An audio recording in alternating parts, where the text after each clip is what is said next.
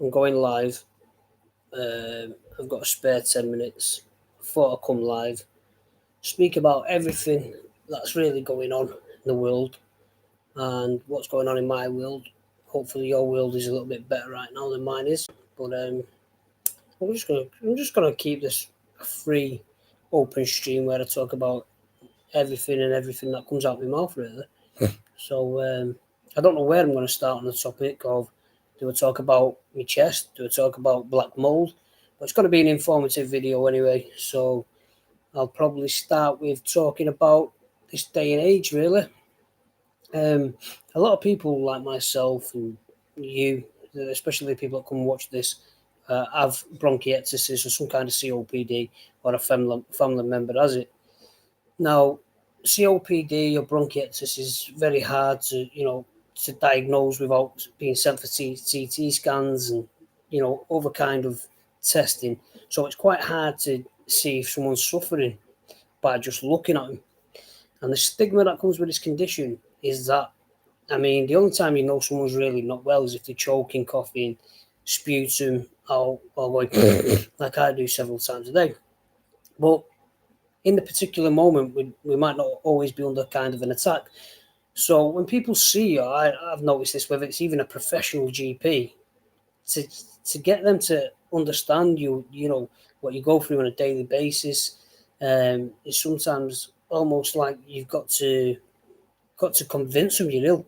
No matter what's on your medical report, no matter if it says you've been in hospital 6, 7 times in a year, you've had IV medication, you've grown all these different pathogens, you're still fighting a battle where you're trying to convince people who went to doctor school for 7, 8 years that you're poorly.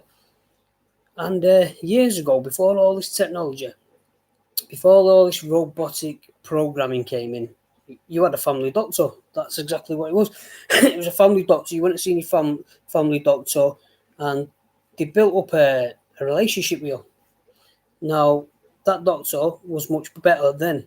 Now, you go and see a doctor, and it's all on an electrical file. When you go in the room, before you actually sit down, hi, all right, doctor, they're already staring at the screen. They're already sort of in the matrix looking at the screen, ready to just go, receipt, pick up your prescription. When you talk to him, you notice they're biting their lip almost to say, shut up, go. Shut up and go. And that's where the scary thing is, guys. That's where it's very, very scary. I mean, recently I've had problems with mold in the premises. That's affected my health dramatically, guys. Uh, I grew a bug called Strenophonomonas. If I say it correct or not, I don't know. It's a very, very rare bug, right? Very rare. It's more rare than Pseudomonas. It's maybe even difficult to treat than Pseudomonas because only a select few antibiotics work. And if they don't work, you've got to start thinking about life-saving treatment. You've got to go down the roads of phoning cystic fibrosis clinics saying, what happens now if this antibiotic is working? So I've had all these problems, right? And when you turn to your GP for some kind of support, with that being a support letter, you're not asking for the world. You're just saying, can you look at my electronical file and write me support letter? They don't do it. They come out with every excuse under the book not to give it you. Now what they'll offer you is your medical CD. But why should you, as an ill patient, have to get a medical CD, act as if you're their receptionist, go through the good bits, the bad bits? Because what happens is when you go to the GP, you don't always go for the same thing. You could go for various things. So now you've got a nitpick, right this, when they could just easily go in your medical file, write you a letter saying, for instance, in my case, I suffer with bronchial sepsis. Living in a mold, damp, wet environment is problematic and can cause problems down the line. And now, a guy with bronchial sepsis shouldn't be in a property where there's fungus growing. Please, I appeal to you, rehome this person in a freshly plastered home. Kind regards, doctor. They can't do that. they can't do it. And I'm sure they're educated enough to know how mould in a premises can affect someone with COPD or any other kind of respiratory illness. Okay, and they don't want to do that. And if they do, they want to do it in their own time. Okay, I'm fine with that. There's people to see. There's more important things than writing a patient a letter. They want to do it in their own time, so it benefits them. Then they can slap a £25 charge on a letter. And I made this mistake once, guys. I eventually got a letter wrote regarding an issue. Okay, I didn't bother to look at it. I thought it's a doctor letter. It's got to be quite, impressive. Me letter's in an envelope. I paid the £25. As I'm coming home, I start looking at it. It's about this big paragraph. Nothing of great importance. Nothing great that can help me. I've just paid £25 for this. I was shocked. The one in particular letter I got was a little bit better further down the line. So I said, before I leave this surgery, I want to read my letter. I said, I'm not paying £25 for a bunch of garbage that ended up in the bin. Looked at it and I thought, that's not too bad. This can stay with me for a long time. It's not something that you need to get wrote out a lot, especially if you're suffering chronically like I am. So I got this letter and it helped. But that was me barking like a dog. I had to keep barking and saying, why are you not doing me a letter? And they'd say, if someone wants us to write to him, they will request it. I'm requesting it. I'm the patient and I'm requesting a letter of support from my electrical file. I'm not asking you to write anything in that doesn't tie in with my medical file. I'm not asking to make lies up. I'm asking you to just do a supporting letter with the evidence. And they don't want to do it. And if we don't stand up as people, as humanity, right, where is the world heading? It's all about connecting the dots. And even if these GP doctors are told don't write letters, they're the biggest part of the connecting the dots. If they say no, we're serving the people that are poorly, that have human rights, have disability rights, housing rights, and if they come in and sincerely need a letter of support and it matches up with a medical file, we are not swearing by a oath or whatever it is not to do it, because it seems that way. It's almost as if now your GP is not your GP. And if you're lucky enough, if you're lucky in this day and age and world to have a great specialist, you're okay. Because there's little other avenues you can turn down if the GP is being silly, okay? They'll come out with a lot of garbage. They'll come out with things like, we don't write letters because they go to court and appeals and it's not something we do. They've always got a clause to why they will not write you a letter, right? It's about time that we stop saying, yes, sir, no. It's more, no, sir. I'm a member of the public. I have human rights, I have disability rights, and I have housing rights. You are violating all three of them by not giving me some kind of support letter. You were put in place to look after the people in your close circle, postcode, if they have problems, not just to give them a prescription, not to just say, that cough, hope it settles, here's your prescription. No, guys, it's about time that if you've got a GP and they're doing this to you and you feel like you're at an end with, there's places to turn to, specialist, go to your local MP, right? If you're countless getting bombarded with ESA medicals, PIP medicals, and you are chronically ill, and you have data that states you have a progressive lung disease or a progressive liver disease, progressive heart disease, it's not going to change. It gets worse. It's called progressive for a reason, right? It's progressive disease. Then you should not be getting sent every year or two to say, here's a medical. Go for your medical. What happened in that year or two? Did you mysteriously grow some new lungs? Did the hole in the heart heal itself? Right? I'm not saying there's no chance of cure, But at the moment, all I see, all I see is more medications being made and no cure. More illnesses, no cure. Right? All this point scoring, tick, tick, tick, tick. It seems to be a point scoring mentality, whether it's your doctor, whether it's assessments, whether it's people coming out to assess your house. We recently had someone to come out to assess the house, and he, based on a tick system, couldn't get his pen because the program says he can't grab his pen and write, this is what's wrong with the property, windows need replacing. He had to be conformed to a tick box system, right? So even if your windows were the first windows made in 1962, he had to tick double glazing windows, shuts, boom, boom. All the seals could be gone.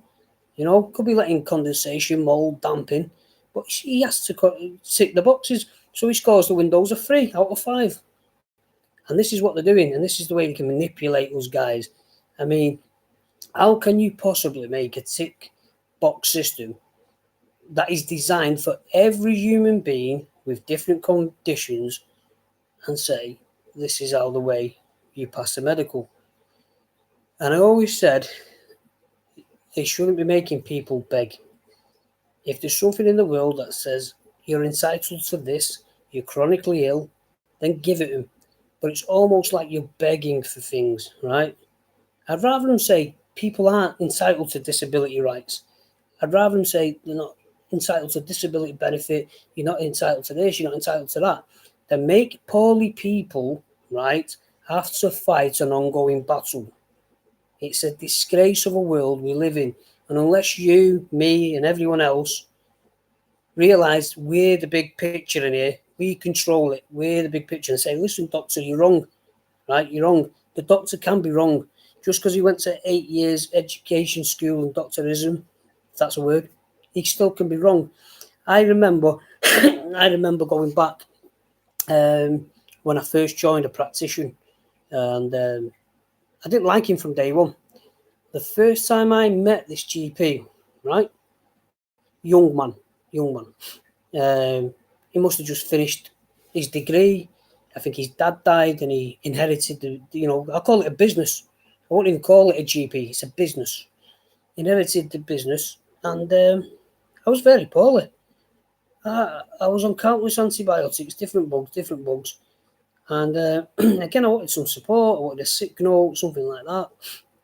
And his words were to me, your biggest fight in life is not the illnesses you have, but staying on benefits. And that come out of a supposed educated doctor. It's the most stupid comment I've ever heard come out of a doctor's mouth in my own entire life. Being said, a very immature, uneducated young doctor. So this is the battle that we're dealing with, guys. It's an uphill struggle. It's designed this way. We've kindly accepted it.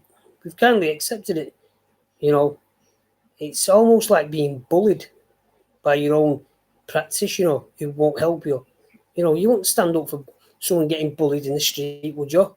Getting name called. So why are you standing for the persecution, the bullying, the disability rights? You know what I mean? No. If it's happening to you, regardless of any good times you've had with that GP, I would put a review about that GP. And that's what I've had to do myself. I've had to say, if I don't do it, who will? My mum says to me, they're all the same. And that's because we allow them to be the same. Okay? And it can no longer go on like this, guys. You got to not think about just us. I'm 33, I'm not an old man by any stretch of the imagination, but think about the next generation. How hard it's going to be for them if we just keep saying yes and comply with everything. It's not right. It's not right. And that's enough about doctors. You do get some good ones still. Mainly a specialist who's seeing people who are sincere. There's too much propaganda in the world. There's too much TV shows that show some tramp sat on a brick wall smoking a cigarette, drinking a can of beer, pants are halfway up her ass, and that's the propaganda.